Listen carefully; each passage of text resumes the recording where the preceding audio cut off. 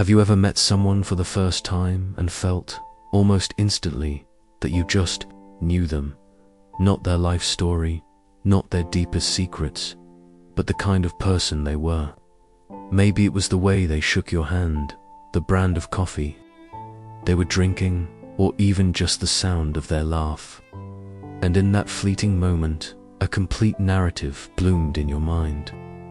You decided if they were trustworthy, intelligent, kind, or arrogant. But here's the real question, the one that might make you shift in your seat a little. How often do you think you are actually right? And more importantly, have you ever stopped to wonder why your brain does that? Why it rushes to write a story about a person with only a single word as a prompt? We all do it. We are all, in our own quiet way, prolific authors of snap judgments. We craft entire characters for people we've only just met, and sometimes for people we've never met at all. We see a person with a perfectly curated social media feed and we write a story of a perfect life. We see someone in a hurry at the grocery store, cutting in line, and we write a story of a rude and inconsiderate person. We are constantly, and often unconsciously, sizing each other up, filing people away into neat little mental boxes. It feels so natural, so intuitive, that we rarely ever question it. But today, we're going to pull back the curtain on this fundamental, and often flawed, aspect of human nature. We're going on a journey into the intricate wiring of our minds to understand the deep, psychological reasons why we judge people so quickly. And the answer, as you'll soon discover, is far more complex and fascinating than you might think. It's a story about survival, about mental shortcuts, and about the very architecture of how we make sense of a chaotic world. To begin to understand this, we need to travel back in time. Not just a few years, but tens of thousands of years. To a world that was far more dangerous and uncertain than the one we inhabit today. For our early ancestors, the ability to make a rapid assessment of a stranger wasn't just a social convenience. It was a matter of life and death. Imagine you're one of them. You're walking through a savannah and you see a figure in the distance. Is it a friend from your tribe or a foe from a rival one? Is that person carrying a spear for hunting or for a fight? You don't have time to conduct a detailed interview. You don't have the luxury of waiting for them to reveal their intentions. Your brain, in that critical moment, needs to make a split-second decision, friend or foe, threat or opportunity. This is the evolutionary bedrock of our tendency to judge. Our brains evolved to be incredibly efficient at categorizing the world around us. It's a survival mechanism. We needed to quickly identify patterns, to make assumptions based on limited information, because hesitation could be fatal. That rustle in the bushes was more safely assumed to be a predator than just the wind. That stranger with a scowl was more safely assumed to be hostile than just having a bad day. Our ancestors who were good at this, who made these quick and often accurate enough judgments, were the ones who survived to pass on their genes. And so, we've inherited their brains. Brains that are hardwired to take mental shortcuts. In modern psychology, these mental shortcuts are known as heuristics. Think of them as the brain's equivalent of a fast food restaurant. When you're hungry and short on time, you don't go to a gourmet restaurant that requires a reservation and a 3-hour commitment. You go to a drive-through. Heuristics are our mental drive-throughs. They allow us to make decisions and form judgments quickly, without having to expend a lot of cognitive energy. And in many situations, they work remarkably well. You don't have to consciously analyze the physics of a moving car to know you should step out of its way. Your brain just does it. But here's the catch. The world we live in today is infinitely more complex than the world of our ancestors. The threats we face are rarely as immediate as a lion in the grass. The people we meet are not simply friend or foe. And so, these ancient mental shortcuts, these heuristics that were once so essential for our survival, can often lead us astray in the modern social landscape. They can cause us to make judgments that are not only wrong, but also deeply unfair. Let's explore one of the most common and powerful of these mental shortcuts: the halo effect. The halo effect is a cognitive bias where our overall impression of a person influences how we feel and think about their character. If we see someone as attractive, for instance, we are also more likely to believe they are intelligent, kind, and successful. It's as if their physical attractiveness creates a halo that makes everything else about them seem more positive. Think about it in the context of a job interview. Two candidates walk in with identical qualifications on paper. One is conventionally attractive, well-dressed, and has a charming smile. The other is more plain-looking and perhaps a bit nervous. The halo effect suggests that the interviewer is more likely to perceive the attractive candidate as being more competent, more likable, and a better fit for the job, even if their answers to the interview questions are no better than the other candidates. Their positive attributes in one area spill over to influence the perception of their other attributes. This doesn't just apply to physical attractiveness. It can be triggered by any single prominent trait. If someone speaks eloquently, we might automatically assume they are knowledgeable and wise.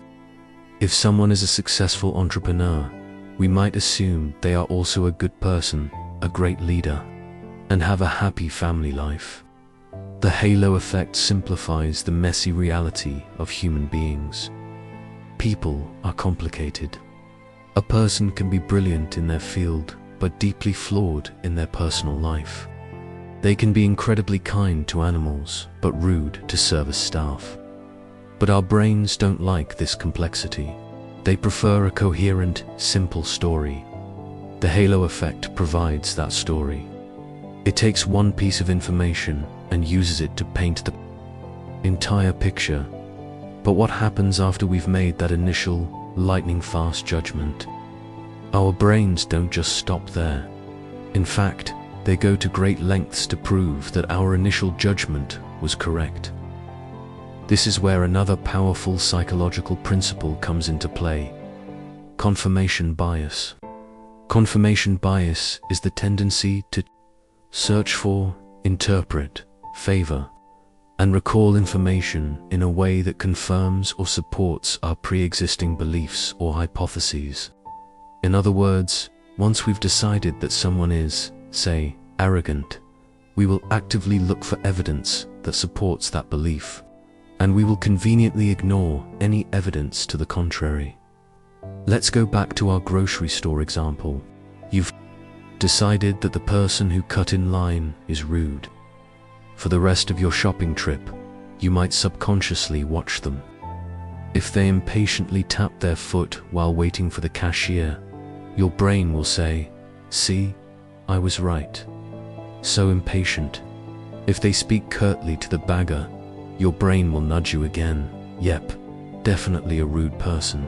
But what if you saw them drop a $20 bill and an elderly woman behind them picked it up and returned it, and they gave her a warm, genuine smile of thanks? Confirmation bias might lead you to downplay that interaction. You might think, oh, they were just being polite because someone was watching, or you might forget it almost as soon as it happened. Your brain has a narrative it's trying to protect, the narrative that you are a good judge of character and your initial assessment was accurate. This is a subtle, almost insidious process. We're not usually aware that we're doing it. We feel like we are being objective observers of reality, but in truth, we are often acting as biased detectives, selectively gathering clues that lead to a predetermined conclusion. It's a comfortable process because being right feels good. It validates our intuition. The alternative, admitting that our initial judgment was wrong, requires more mental effort and can be a little jarring to our ego.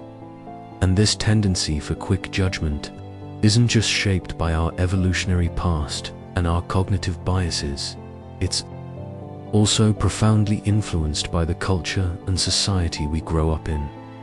From a very young age, we are bombarded with stereotypes. These are oversimplified and often inaccurate generalizations about groups of people.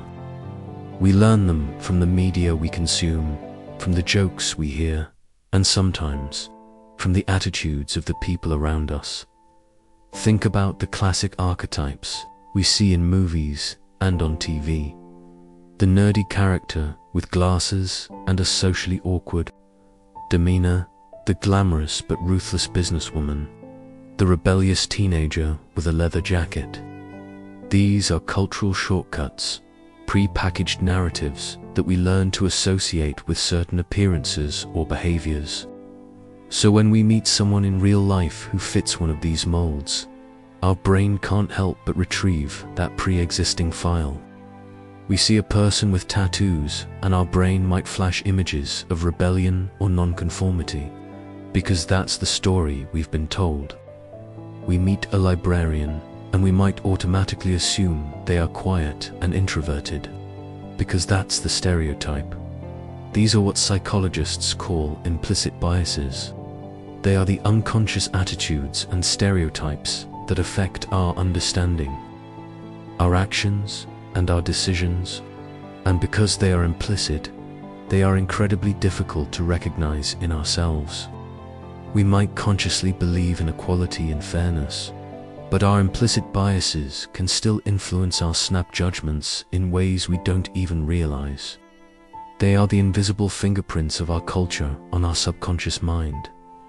This brings us to a more personal, more emotional side of this whole phenomenon.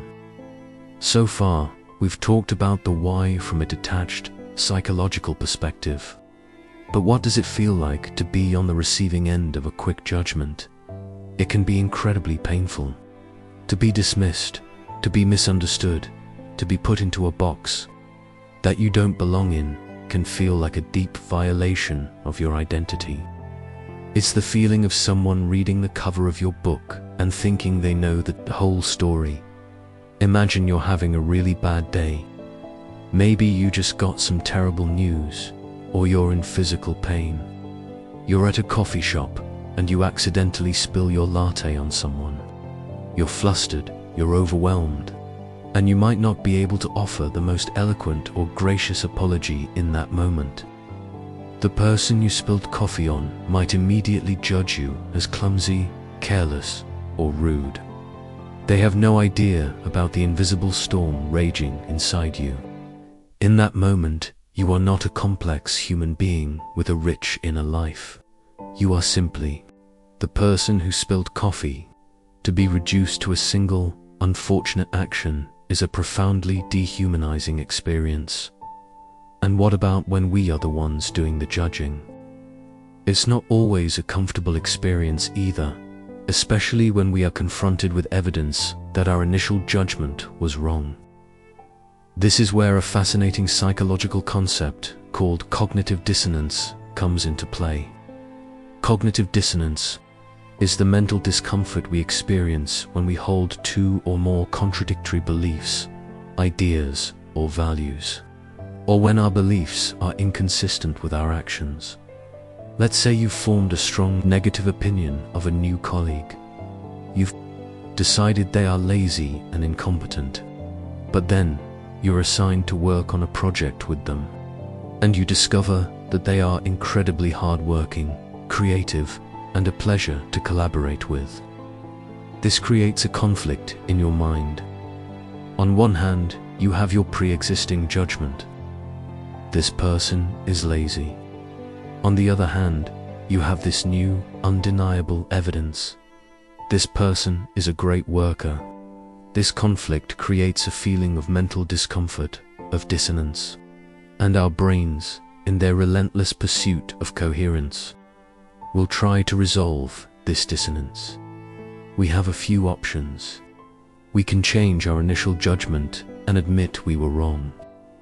This is often the most difficult path, as it requires humility and a willingness to revise our own narrative. Or we can try to find ways to discredit the new information.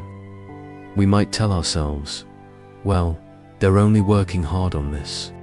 One project to impress the boss, or their ideas are not that creative. I could have come up with that. This allows us to hold on to our original judgment and reduce the uncomfortable feeling of being wrong.